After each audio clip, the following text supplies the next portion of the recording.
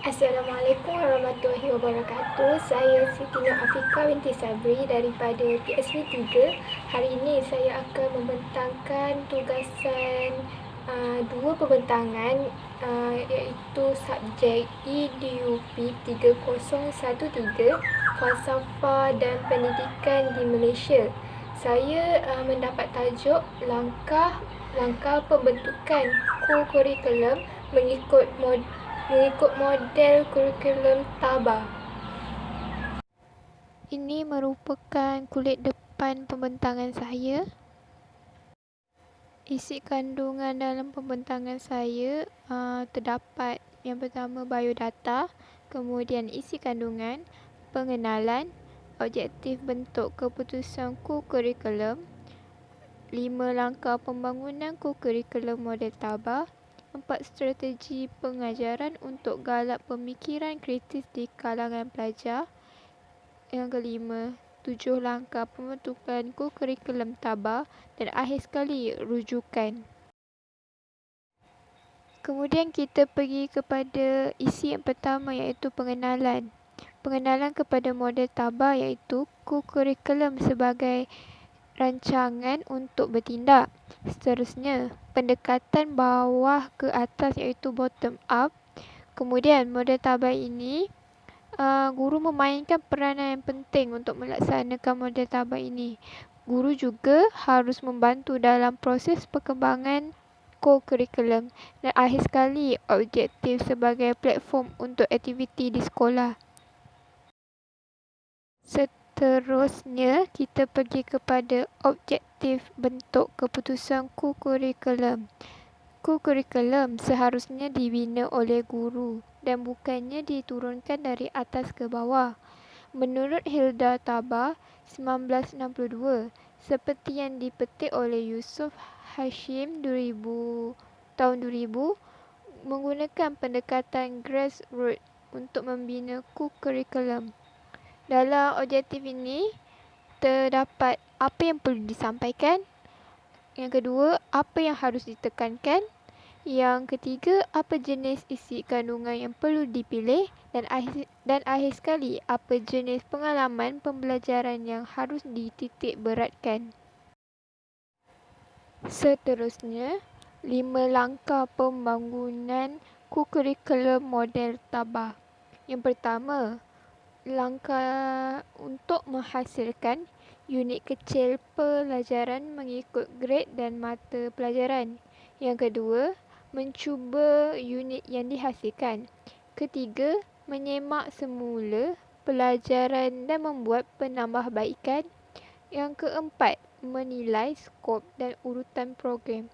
Dan akhir sekali, menggunakan dan menyebarkan hasil pembelajaran. Kita pergi kepada 4 strategi pengajaran untuk menggalakkan pemikiran kritis di kalangan pelajar. Okey, yang pertama, pembentukan konsep iaitu senaraikan data sesuatu konsep. Yang kedua, kumpul dan kategorikan data mengikut persamaan. Yang ketiga, susun kategori data ikut kepentingan. Yang kedua, menginterpretasi data. Yang pertama, perlu membuat diskriminasi antara data dalam kategori yang berlainan.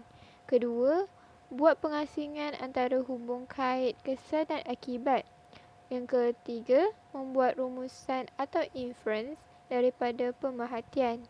Ketiga, perlu mengaplikasikan prinsip-prinsip iaitu dengan menganalisis sesuatu masalah, kemudian ramalkan penyelesaian masalah tersebut.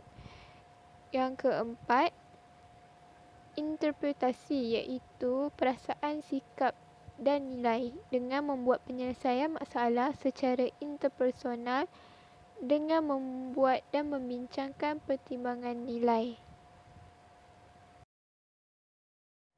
Kita pergi kepada 7 langkah pembentukan kurikulum TABA. Yang pertama, perlu diagnosis keperluan. Kemudian, membentuk objektif. Seterusnya, memilih isi kandungan. menyusun kandungan, memilih pengalaman pembelajaran, kemudian menyusun pengalaman pembelajaran, dan akhir sekali menentukan apa dan bagaimana menilai kurikulum.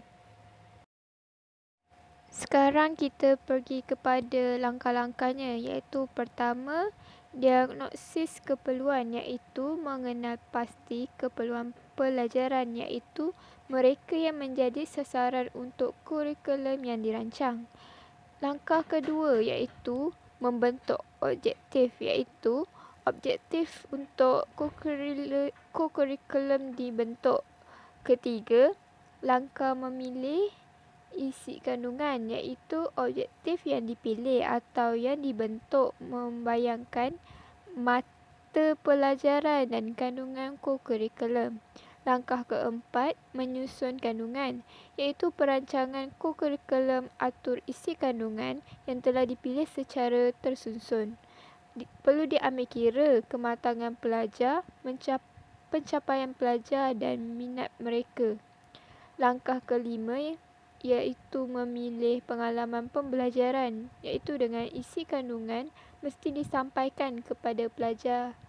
Isi kandungan yang perlu menarik perhatian pelajar dan kaedah pengajaran guru mesti melibatkan pelajar dengan isi kandungan. Langkah keenam, menyusun pengalaman pembelajaran, iaitu dengan isi kandungan dan aktiviti pembelajaran perlu diatur dan tersusun. Aktiviti pelajaran yang teratur ditentukan oleh isi kandungan. Tahap kebolehan pelajar perlu diambil kira dalam melaksanakan sesuatu aktiviti pembelajaran. Akhir sekali, langkah ketujuh, menentukan apa dan bagaimana menilai kurikulum, iaitu dengan perancang kurikulum perlu kenal pasti objektif dan hendak dicapai, iaitu dengan produser penilai perlu dipertimbangkan oleh guru dan pelajar. Ini merupakan rujukan untuk pembentangan saya. Sekian itu sahaja daripada saya.